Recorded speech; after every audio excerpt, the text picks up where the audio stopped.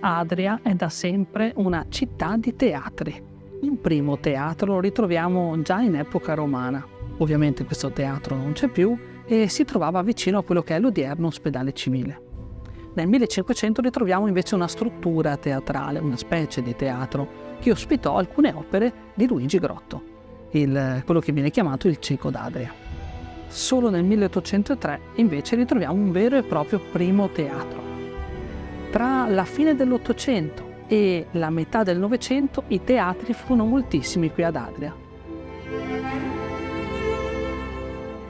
Nel 1935, ad opera dello Scarpari, venne inaugurato il Teatro del Littorio, o Teatro del Popolo, quello che oggi conosciamo come Teatro Comunale.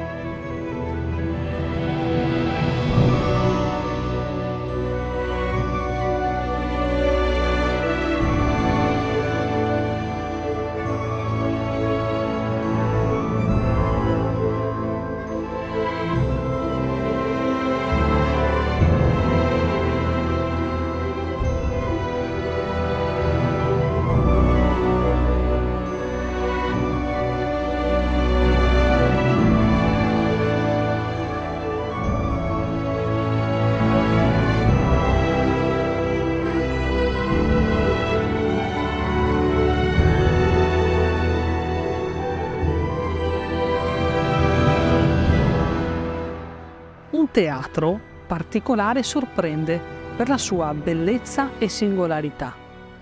Costruito e quasi terminato nel 1914, è poi stato aperto e chiuso più volte per essere poi riaperto finalmente nel 1999. Parliamo del Teatro Ferrini, che quest'anno, nel 2024, compie 110 anni. Il Teatro Ferrini è il più piccolo teatro Liberty in Italia e definito da molti una vera e propria bomboniera. Dotato di un'acustica pressoché perfetta, è un teatro a misura d'uomo che scatena 1000 emozioni.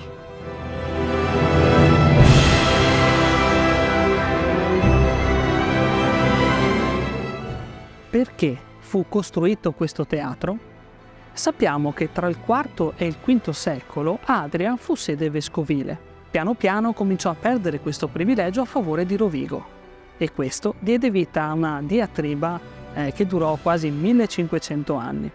L'apice il 7 luglio 1909, quando venne deciso il trasferimento di tutta la curia direttamente a Rovigo. Per comunicare la decisione fu mandato qui il vescovo Pio Tommaso Boggiani, che venne accolto da alcuni facinorosi a sassate e venne ferito.